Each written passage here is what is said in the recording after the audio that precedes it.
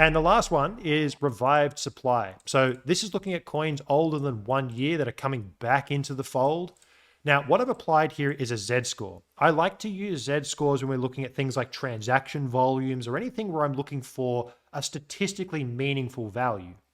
Now, in this instance, I'm using a 2-year Z-score. Why do I use 2 years? Well, historically, Bitcoin moves in 4-year cycles.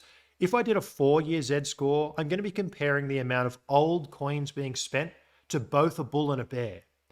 But really what I care about at this point in time, I'm looking for inflection points.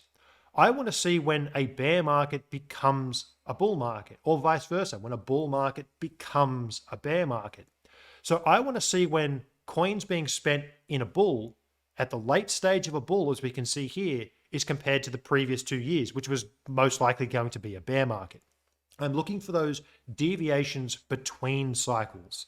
So we can see that typically speaking, we get statistically massive, statistically meaningful positive spending by old coins at capitulation events, the 2018 low, the FTX low, and bull market peaks, which we saw here in 2021 in January, but also right before our sell-off from 29 to 26.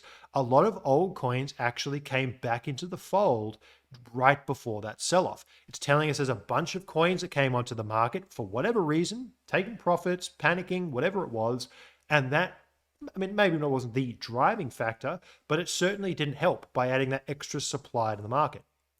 Now, where do we sit at the moment? Well, we've been in negative territory, meaning if coins are negative on this particular metric, means that they're not being spent. There's a very small amount of spending going on. They're very dormant.